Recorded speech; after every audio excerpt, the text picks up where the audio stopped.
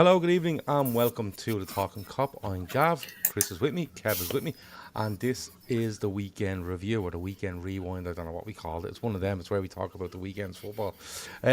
We have done post-match reaction to Liverpool. We've done more reaction last night. Those two shows are available for you to watch or listen or do whatever you like across all your podcast apps. So tonight we're going to look back at the football in the weekend for other teams, more or less. Chris, I'm going to come to you first.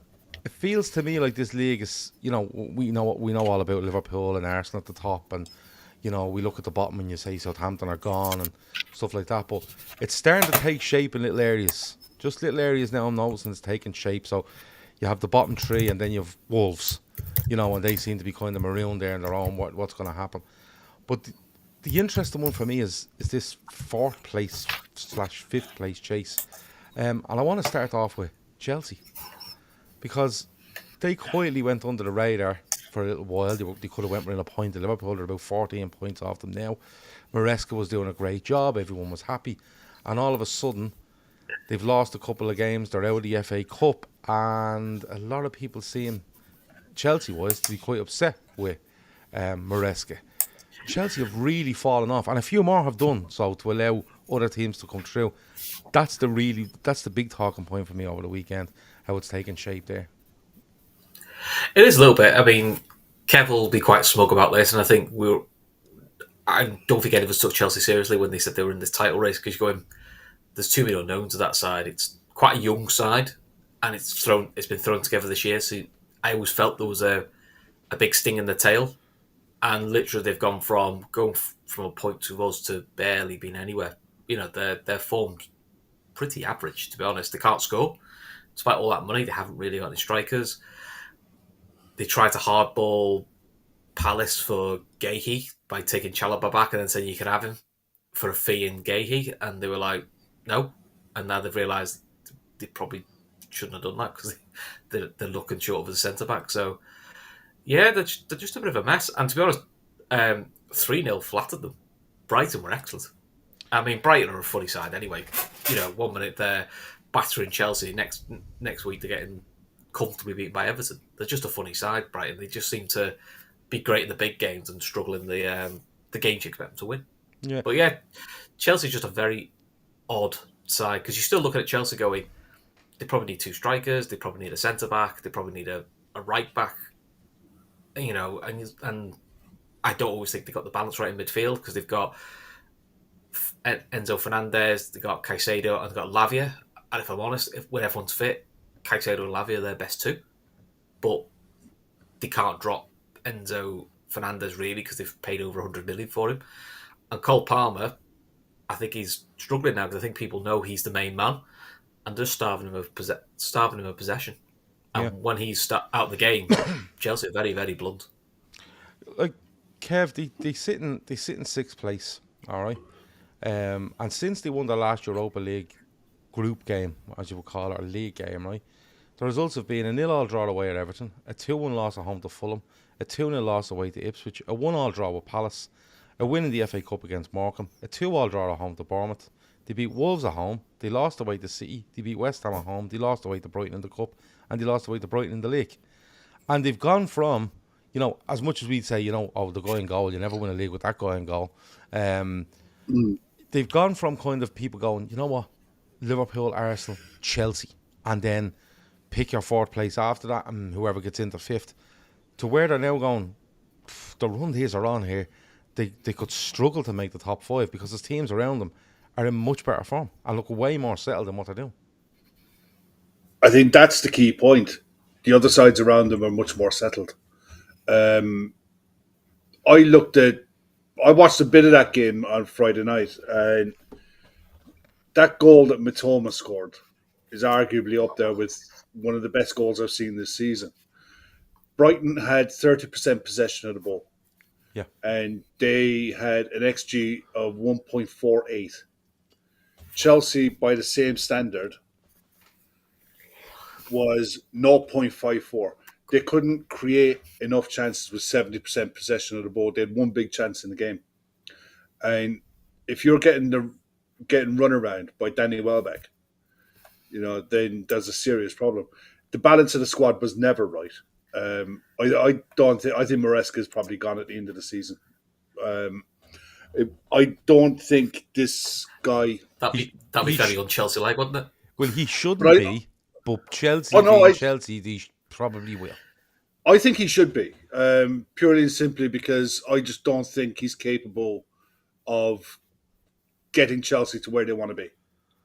Chelsea want to be challenging for titles, and with the money they're about to spend or they've spent over the last however many transfer windows, they need to be challenging for titles, and they have to be qualifying at the very minimum. They have to be guaranteeing Champions League football year in year out. Otherwise, their PSR is going to go through the floor. The same way as what's going on with Manchester United now. You starve clubs of Europe, then you're in trouble. I mean, Chelsea will always they'll buy loads of players, they'll flip loads of players for small profits, and that's going to be their model. But if you're going to have that model, it's not going to give you success because you can never build around it. Well, You it's can going to never take. build. Well, it's going to take a hell of a manager then to come in and do anything with that because Yeah, Pochettino was there and didn't even know the names of all his players, right? And it's understandable when there's 55 of them. It's hard to remember 55 people's names.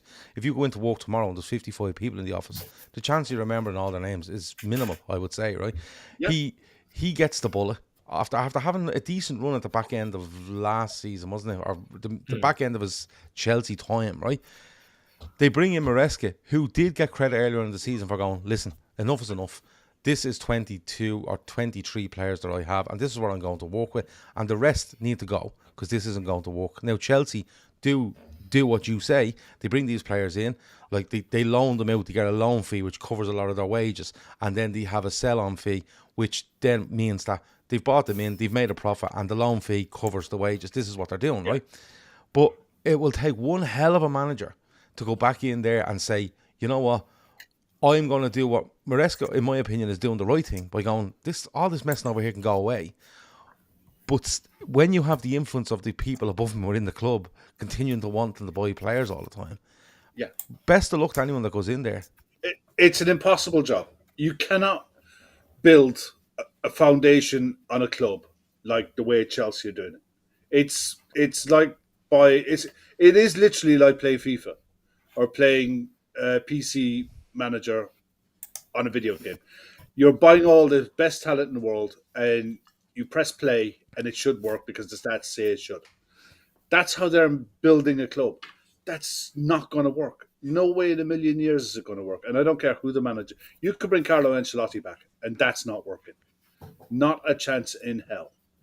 And Well, suppose if he's not the main problem, which I suggest he's I probably don't not. think he is. No, I don't think he is. But if he's not the main problem, the people that are the main problem have the power to get rid of him and make him look like the problem. If you get what I mean. Exactly. And there was a story that came out tonight about Chelsea. It's in the Times, and apparently Chelsea have been given 13 million in tax breaks by the government for research and development purposes over the last few years. And HMRC have turned around to Chelsea. Well, what have you done with the money? And Chelsea are like, well, we're not answering this question. Go away. It's like they're a fiddle. They're a pure fiddle of a club. Their last owner was a disaster in financial terms, not in terms of silverware, but for what he was doing off the pitch was crazy. And that only started coming to light when they went to sell the club. This guy's no different. This guy's absolutely no different. Chelsea are a pure basket case. Yeah, they'll win a handful of games and they'll pick up scalps along the way because they have got quality there. But I'll tell you one thing, there's some players at that club now, the likes of Christopher Nkunku and a few others, that if they ever got out of there and put them in a real club with stability and a proper coach and security in that you're going to be here for the future and we're going to build with you, there's some serious talent in that squad. But the way they're going about it, they're a joke. They're an absolute joke. Well, They're a horrible reflection on what football is in 2025. It's interesting now. Look, Fucking awful. they're 4 points off third at the minute. It's just the run of games they're on at the moment, is not good. Bournemouth are still hanging around there. Forest, of course, are still in third. And you never know the way things are going. They could possibly end up finishing in third. Newcastle are just behind them, 2 points off Chelsea, and then there's another 2 points to Fulham and Villa. And Villa have kind of fallen a little bit, but we play them during the week, so you never know. I think Villa will pick up again. I think because Yeah. I think they've made two good signings in Rashford and Asensio, and I think that might give them just an extra bit. Goals wise, to probably get them over the line into a European spot over some others around them. Defensively, though, they have a lot of bodies out, but they may come back. Chris, back to you. Spurs played United at the weekend. Spurs were sitting in fourth, was it 14th place, 15th, 16th place at the start of the game. United were sitting in 15th. And someone was telling us last night on the show that Ruben Amorim was having a little crack off Ange Postecoglou, and he names a squad where he puts out an 11. He picks one, I think it might be Lindelof on the bench, and just another load of kids. And he does that, and they get beaten, and they're currently sitting 15th in the league. They are 2 points above West Ham and 16th, and then there's that drop to Wolves, which is a huge drop, and it's going to be 3 from 4 at the bottom. But like, did he have that many players injured, suspended? Yeah. Yeah, they probably do. Plus, he binned a few off, that he might have needed. I didn't mind Andy's little chat back. I saw the thing where he just basically said, "Look, United were like us; they played well, but you don't always get what you want." He said, "Listen, deal with that for 2 months. Come back to me." He goes, "No one sends me a card when we got all these injuries." So he was thinking a little bit, get on with it. But I saw the second half, and the word to describe it is mid. Just bang average, mid-table sides. Even James Madison's celebration, because Roy Keane had a pop at him, saying like, I think they were saying, "Oh, Madison's back." So, "Oh, great, Madison's back, big whoop." So he scores the winning goal and gives a big hand. But again, James Madison got lots of ability, should be doing better than what he does. And I've always thought of someone like a James Madison. When the going gets tough, we saw it at Leicester. He's not what you need when the going gets tough. He just doesn't step up to it, And I think they're just two very average sides. And I couldn't believe all the pre-match hype around two very average sides. Well, it had to be because it was a Super Sunday game, wasn't it, or whatever the fuck they wanted to call it. I'd rather they put Newcastle City up. At least that would have been. At least you knew that would have been interesting. But he's still well, Amorim. He's managed to take a side that was bang average 13th and 13th to bang average and 15th. I think he's got the lowest points total after 13 league games of any United manager since Fergie left.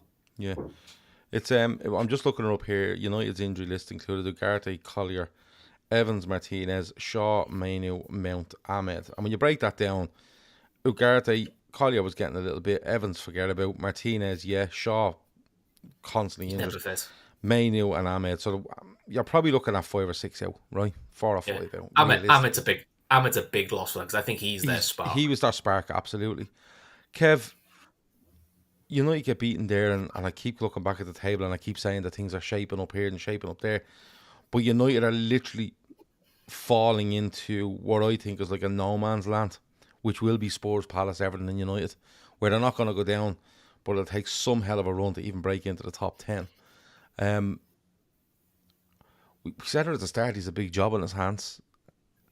We said it a couple of weeks ago, he's a really fucking big job on his hands. And now you look and you say to yourself, the possible spark in that team is gone in Ahmed for the rest of the season. Like, how bad could this get? Like, United sit on 29 points. Is there a possibility here that United, don't break 50 points in a Premier League season?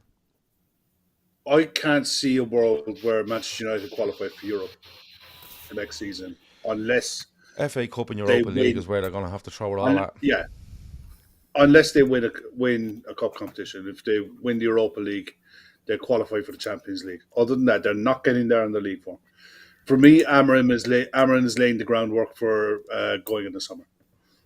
His comment at the press conference in the build-up to the Spurs game, when he was talking about Postecoglou and in referencing what he's doing at Manchester United as being, because it's Manchester United, it's a bigger club and it's harder for me. I'm like, mate, At the end of the day, that's the quiet part loud. We all know that Manchester United are a bigger club than Spurs, but you don't say it before a game. And then, because that's the opposition's, just pin that up on the dressing room door, that kind of stuff. But his refusal to adapt to his situation that he's in will get him the chop. And couple that with the fact that his way is yielding the worst results that any Manchester United manager has had in living memory since the 1974 relegation side, really. Then you're looking at it and you say, well, what is it about your way that says it's going to be successful? You've been here 3.5 months. What have you achieved? But the thing is here, right? What Amorim for me hasn't realised is his way might be good, right? He's been at Sporting. He's done really well there. He's played in Europe. He's done really well there.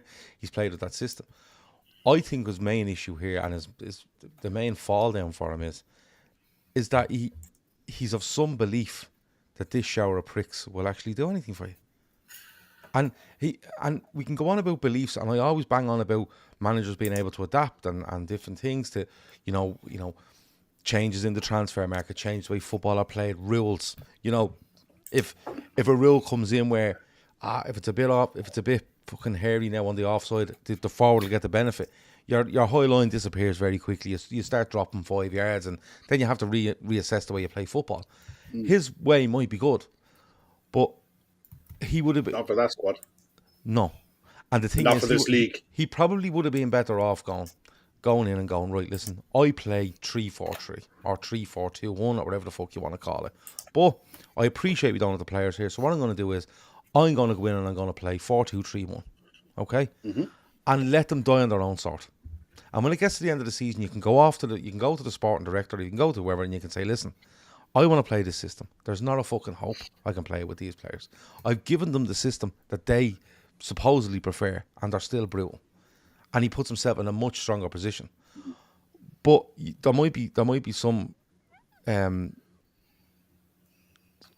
foundation to what you're saying, because continuously doing the same thing and just basing it on your beliefs and your theories and expecting a different result is a recipe for disaster, and it always has been.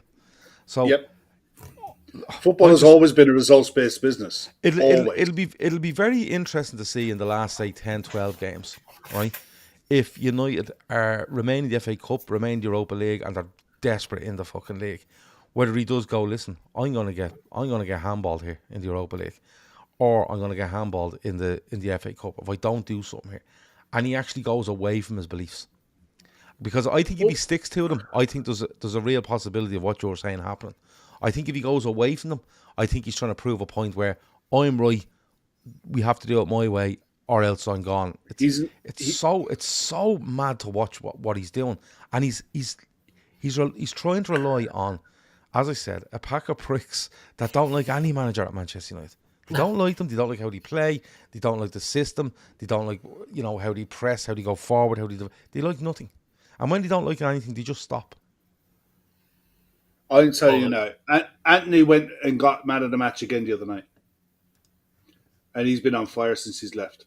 And he's not the only one. No. Scott McTominay is flying at Napoli. The writing was on the wall for when Scott McTominay plays for Scotland. And Scott McTominay played for Manchester United. And then you go and watch what he's doing at Napoli. They can't all be fucking crap. They can't all have attitude problems, because when they go away and play international football, you're seeing different versions of these players. Bruno Fernandes, when he plays for Portugal, is a completely different player, and he's their best player by an absolute mile.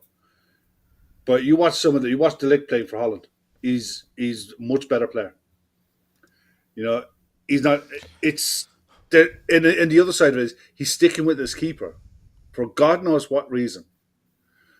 And their number 2 in there ain't any worse. And he only cost them 5 million or something like that. His refusal to adapt to his situation, plus the fact I think his system is flawed anyway, and I don't care what players you get to play in his system, you can get away with it in Portugal, because in Portugal there's 4 good teams. There's 2 or 3 that are probably reasonably decent. The rest of them are absolute putrid. And when you come into the Premier League and you're playing like we did at the weekend, a side like Wolves that have international players out the yazoo, you're playing against the likes of an Ipswich with Liam Delap up front, who's potentially going to be moving in the summer for 40, 50 million pounds. You don't get the luxury of try before you buy. And he doesn't have the ability to play a two-man midfield in the way he wants to play it. You have to have you have to have Camavinga and Tchouaméni level midfielders to be able to play in a two in this league and not be supported by players around them. Because the way he's set this 3-4-2-1 to play, the midfield two have to do everything. It was one of my biggest fears when there was a sniff that we were going to be going for him. Because people were sat here looking at how Liverpool could line up under him with three at the back and what have you. And they were throwing in squads left, right, and centre. I was fucking terrified of what a midfield that he puts out looks like because of the league. But you see, every successful side in this league play with a three-man midfield for a reason. Yeah, I completely get that. But the thing is, like, he'd have much better joy going to Liverpool and trying it because I think players there are trying for the football club. And like, I know you say this player's better at international level, that player's better at international level, and maybe you can point that back to a manager where they go back and go, "I'm not in the humour of playing with this fella." But this isn't one manager. It's the club. I think it's the club. It's a club. Yeah, it's probably rotten from top to bottom. When I look at Liverpool when they played Napoli in the European Cup and had awful problems with Napoli, who played a 3-4-2-1. Awful fucking problems with them because Napoli just seemed to find spaces everywhere. But you know what I mean? It'd be like me going to change the tire on the car. You know, I'm bringing a fucking syringe with me to fill her up with air. Do you know what I mean? It just doesn't make sense what he's trying to do. And sticking to what he's trying to do, I think, is just burying himself. His comments are burying himself. And look, I think Spurs were extremely lucky that they were playing Manchester United the weekend.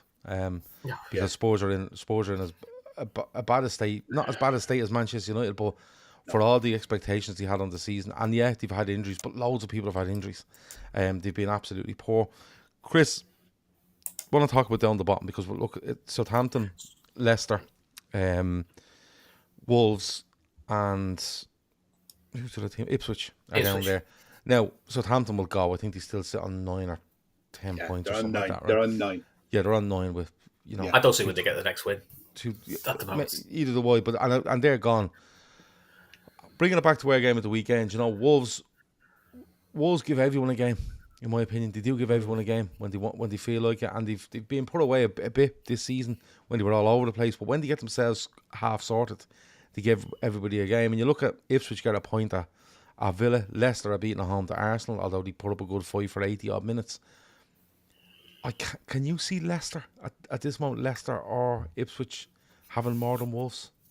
There's only 2 points in it. Out the two, Ipswich maybe, because they're always keeping themselves in games and they've got a consistent striker. I just always feel like Leicester are ready to shoot themselves in the foot. They always feel like they've got a rick in them, a big one. That's because your man Fayez plays with them. Yeah, but they just in general feel like that fella. Yeah, they don't seem to have a great keeper. There's something about Leicester, I just kind of feel like they're not. They should be better than what they are, and they aren't. So about Ipswich, I always feel like Ipswich give everyone a game. You know, they don't always get the results. I mean, getting the draw against Villa was huge, and they were more than worth it. You know, but they defended well. They did what they needed to do. I think apart from this, I think all I can remember shot wise in the second half was the goal and the save at the end. Apart from that, the keeper wasn't worked for a debut, and with 10 men, what more can you do? Ipswich have a chance because of who they've got up front. That's the key for them. I think he's on like 13 goals, which for someone in the bottom half's really good. You know, I don't think he'll be in the Premier League next year. Whether it's with Ipswich is probably a different debate. On paper, Wolves. If Everton had any sense to go and try sign him, yeah, without a shadow. But yeah, on paper, Wolves should stay up with the talent and the squad of players they've got.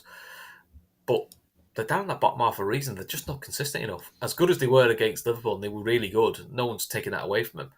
They've been atrocious in some games, with the same players. I think it's Trying to fight with 55 everyone. I think it's 55 goals he conceded Yeah. in 25 games, and that's It's over 50, 2 goals. 50, it's 54. 54. Leicester on 55 conceded. Ipswich conceded 50. Yeah. And they're lucky enough, West Ham are further enough away to not get dragged into it. But it's going to be any three from those four. And any one of the three could go down. It's literally a case of who can beat each other. The head-to-heads are going to be huge. And then if anyone can sneak in. See, I honestly thought Villa had way enough. I only watched the match of the day highlights. And it looked to me like Villa were all over them. And they just couldn't get a bounce, couldn't get a bit of luck to go their way. But at the same time, it's a coin toss. It really is. Wolves should have enough because of the forward talent that they have. They've scored more goals than any of them. They've scored 35, opposed to Ipswich's 23 and Leicester's 25. I think Leicester are probably the ones that are in the most trouble of the three. But at the same time, it's Ipswich trying to play football, and I think they've tried to adapt and change. And it might be enough. I wouldn't put a tenner on any one of them staying up at the minute. Yeah. It's way up in the air. It'll be if good to watch. If you had to bet on one of them, your money would be on Wolves out of the other three, I would say. I think because they score. But you won't feel confident saying it's definitely Wolves. No, But that's who I'd put my money on. I think the thing for me is Leicester look to me like, don't get me wrong, they try their absolute best against Arsenal and they hold out for 80 odd minutes without doing a hell of a lot themselves. Although there is one clear. They had a couple of chances. They feel like to me that if you just gently press Leicester, you'll get something off them. That's what it feels like to me, right? I can't remember who said it, but I think it was a different pod I heard of, but they described Leicester perfectly. Said the problem with Leicester is they're made up of loads of lads who are Premier League players, but the Premier League squad options. They're not used to being the main man. Yeah. Like Winks, Harry Winks, and the other lad they got from Both Skip on the bench at the weekend. Yeah, but both good players, but the good squad options. They're not regular starters, and they're not used to being the go-to man, and it's showing. Yeah. And I think that's the problem. They've probably got too many of them who are good Premier League squad players, but probably shouldn't. But there's a reason they're not regular starters. Yeah. Now, look, the obvious thing to say here, and it is very obvious, is Leicester and Ipswich need to keep close to Wolves, right? And because beyond that, forget it. Do you know what I mean? If Wolves go level with, the team that are in 15th place or whatever, or 16th place, they're in a world of trouble, Leicester and Ipswich. But the other thing, the flip side of this is Wolves are the one that are expected to stay up. There's a pressure on them. If you said to Wolves, listen, we're going to give you 13 games, we're going to give you a 2-point head start, Wolves versus Ipswich versus Leicester, and you look across the squad, you go, yeah, Wolves are heavy favourites here. But if Wolves were to lose a game next weekend and one of them were to win, Wolves in the bottom three. You know what I mean? And I think that's what I think Ipswich... At the weekend, it's Leicester at home to Brentford, Ipswich at home to Spurs, and Wolves away to Bournemouth. Away to Bournemouth, yeah. Which is not an easy... And that's honest, Wolves have got the hardest one of the three. Yeah, and don't get me wrong, I do think the quality on Wolves is better than the other two, but the pressure is bigger on them, and they're still only 2 points off them. So it's a really interesting one to see, and part of me kind of goes, geez, the same three coming up, going straight back down. Like, I'd be fucking flogging a dead horse here at this stage. That'll be the second. Would it be the second season in a row? Third season in a row? It's becoming a trend. It is becoming a trend. There's no one kind of breaking that mold that you used to get. There'll be one team that come up and they go, oh, they finished 12th. You go, Jesus, that's great. Well, I just want to have a quick look and see what tonight's finished, because when I left it was 1-1. With who? Oh, Leeds got a late winner. Leeds got a late winner against Sunderland. Against Sunderland, They stay 2 points clear at the top of the championship. Doesn't matter. They're going to sack that fella by October when he goes into the Premier League because he's a championship manager. But look, that's down the bottom. It's interesting down there. Moving back up the table a little bit, Man City, right? And Davey. Davey says here, by the way, just skip the Newcastle game. Much appreciated. All right, Davey. Look, City beat Newcastle 4-0. Newcastle have this in them. You know, they can go away and Yeah. get beaten 2 or 3. They have got it in them. But then they usually respond and they go and they put 4 wins out of 6 or 5 wins out of 7 together, and they'll pick up a rake of points and go, geez, Newcastle are right down there, they're back up again. And they're not over by any means, but these things can happen. Man City can spark at times. The big thing for me on this is, Kev, I'll come to you first. Marmoush gets a hat-trick, right? Yeah. And he might be the wild card for City this season because he can play in the Champions League. Now, the Champions League run may come to an end on Wednesday, isn't it? When they play They play Madrid, yeah. away to Madrid, same like we play Villa. It may come to an end, but if they were to get through that, it feels to me like, yeah, there's players there having to play a lot of games, but Marmoush just seems to be coming in once a week on right, fresh as a daisy, boys. Here we go. It could be a real wild card for them between now and the end of the season. Marmoush does play in the Champions League, doesn't he? Does he? Yeah, he played against Madrid. He came on. I thought he was out. No, he's able to play. Well, he's flying, right? Yeah. I genuinely thought he wasn't playing because I was like, I can't remember him against Madrid. And then I think he came on for the last 10 or something like that. He didn't. I couldn't remember him playing for Madrid. I was like, he must be cup tied or fucking they've done something here beyond a certain round. But he looks like a real spark in that team, Kev. He was unbelievable. I think City are more dangerous. I mean, the injury to Haaland, we'll see what happens with that. But the link-up play that he offers, the fact that, right, for good centre-backs, it's not easy, but you can mark Haaland out of the game. You can starve him of the ball, you know, if it's only one man. But if you've got someone up next to him or someone up near him that's making runs in behind like he was for one of his goals, I think Ederson played it over the top for him. I think it was his first goal. And he just chips the keeper. That's a serious problem. And I think potentially City could be more dangerous with him playing as a 9 because of the movement and the runs that he makes in behind and what he offers. It was kind of like watching City when they were at their pomp at one stage in that game. They were really, really impressive. And the fact that they had the threat going the other way, plus they had that guy they signed from Portugal starting in the middle of the park. He played very well. Gonzalez, yeah, he was exactly the type of stopper that they needed in the middle of the park. He had a really good day out, but in fairness, it's only one game. We'll see what he's like over the second half of the season. But yeah, plus the fact potentially they could go out against Madrid. I wouldn't discount them beating Madrid either, by the way. You know, it's not a prime Real Madrid of a few years ago. It's a Madrid that can be got at. But if they go out of Europe as well, they could go on a run in the league. They genuinely could. They got players coming back. And the other kid that scored, what's his name? People come in the chat. He got their last goal. McAtee? McAtee. Yeah. McAtee, yeah. Yeah, McAfee, whatever his name is. He looks a tidy player. You know, he looks a really tidy footballer. Was he on loan at Sheffield last year? I don't know, mate. All I know is that he's been picking up goals here and there for the last 2 months and just quietly just nipping in with the odd one here and there. And the fact that allows you to be able to bring Foden off the bench and not have to flog him. I think they could really, I don't know if they could catch Arsenal, but I wouldn't put it past them. I think they're 9 points behind Arsenal at the minute, and I think that'll be what Guardiola is going to say. That'll be their target. Yeah. They'll look to try to chase Arsenal down. They'll look to try to lay a marker down and say, look, we've had the most disastrous season, and yet we finished second.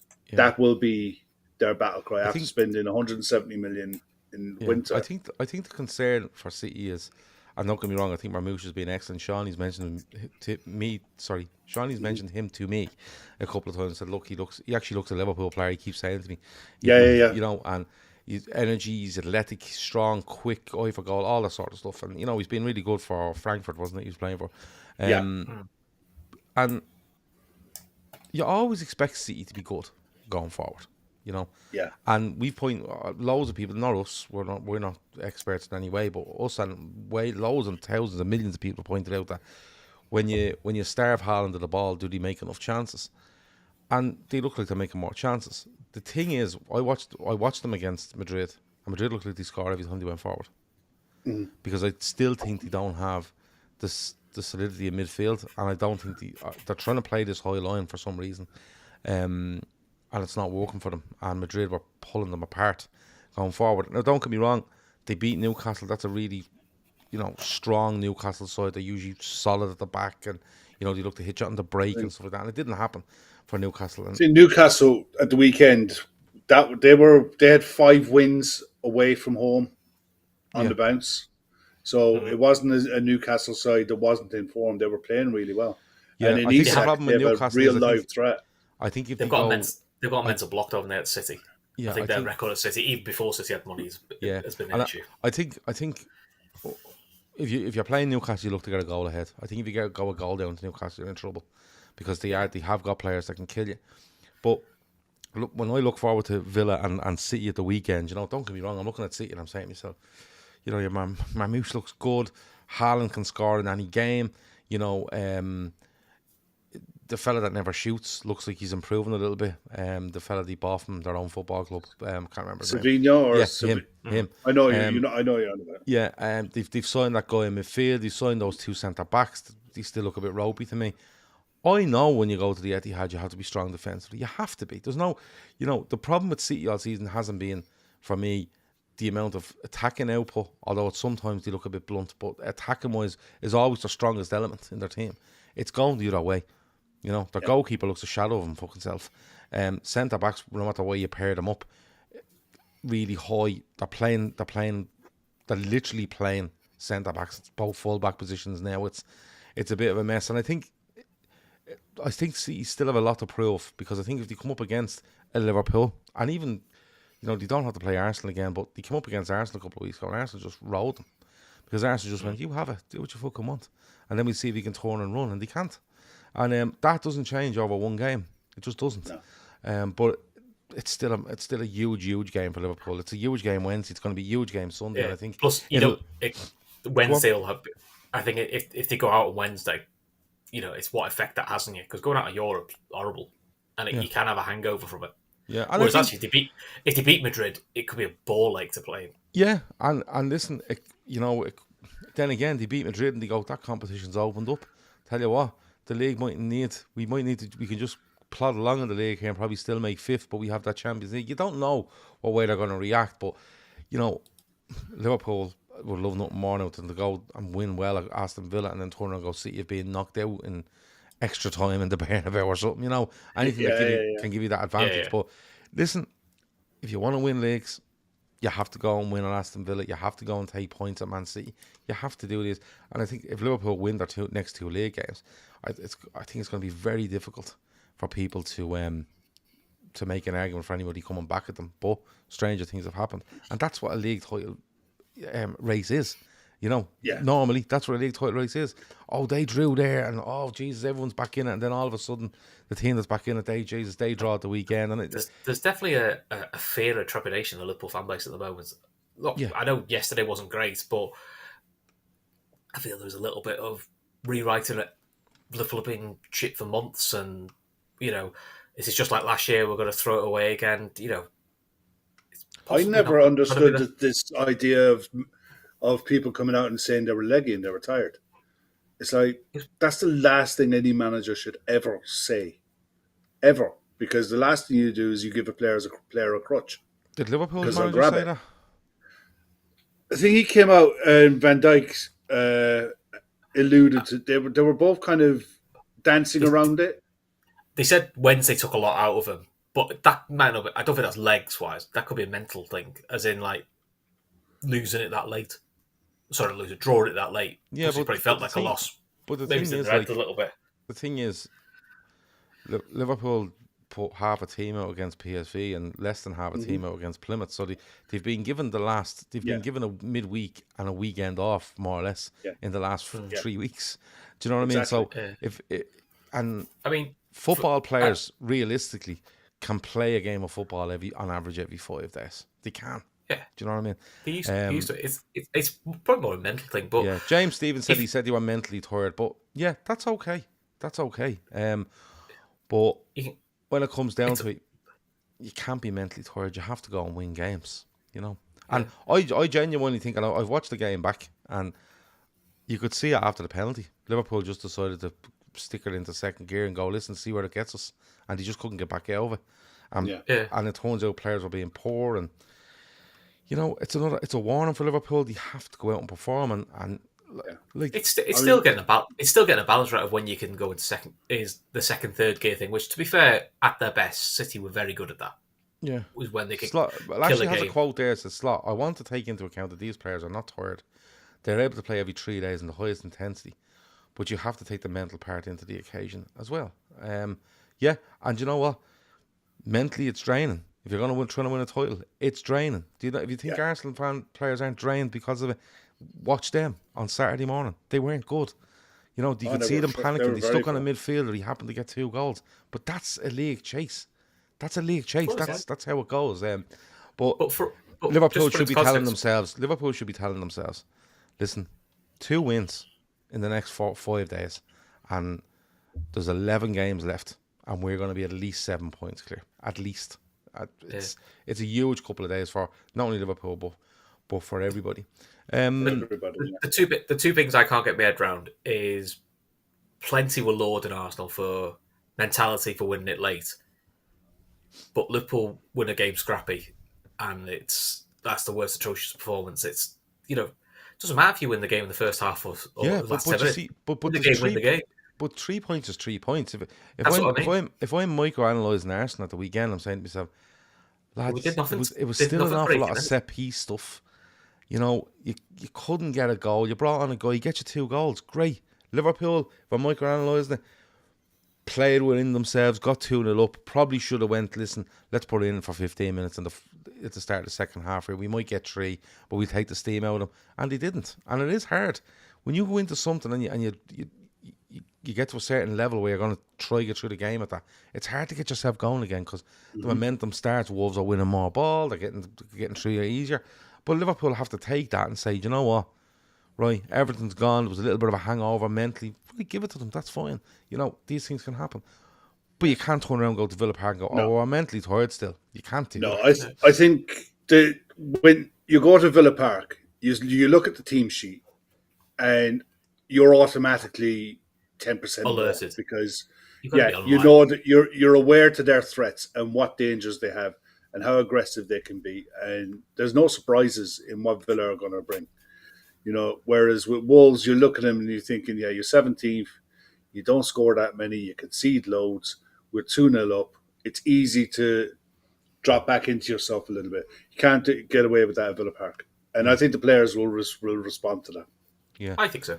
But also, just to put into context, and people forget are not seeing this, is you can laud how well Arsenal do form-wise.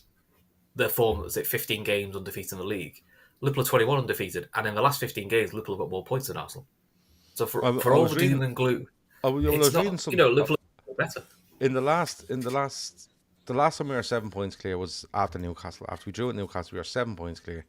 And that was after 14 games. After 25 games, we're still 7 points clear.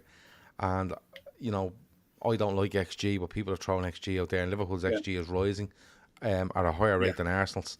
And it's just much of a muchness, you know. And it's okay to say they're 2 good sides and they're just matching each other. It just happens that, listen, if Arsenal had 6 more points now and they were matching each other, you're going, fucking hell, what a race, bum, bum, bum. Yeah, but the fact that there's a gap there, pressure. you have to start comparing to each other. Like, if you go back to City and Liverpool 18-19, Liverpool and City weren't fucking brilliant every week winning, but they were just relentlessly winning. They were winning, and nobody gave a fuck how they played. It was just like 3 points for them, 3 points for them. Next week, 3 points for them, 3 points for them, and it just kept going and going and going. And no one microanalysed it because tried to make narratives out. It was just, these are the 2 best teams. These are going at it. There's a point in it, and they're going at it. But because there's a 7 point gap there, you have to go, oh well, what happened there? What happened there? Listen, like someone's mentioned Gary Neville in the fucking chat there. It's, Oh, Cantor says Gary Neville on Sky said Liverpool struggled to win, but Arsenal win was fine. I take it he didn't watch the Arsenal game. Yeah, but you have to do that. You have to drum this up, and this isn't against Yeah, Arsenal, by the way. But you have to drum up Arsenal's win because they need a title they race. need. Yeah, Sky need a titles. title race, a proper title race. They, And they needed a Wolves. They at the needed the moment Wolves there is one. equaliser. Yeah, at the Yeah, moment there is one. It is a title race. There's no doubt about it.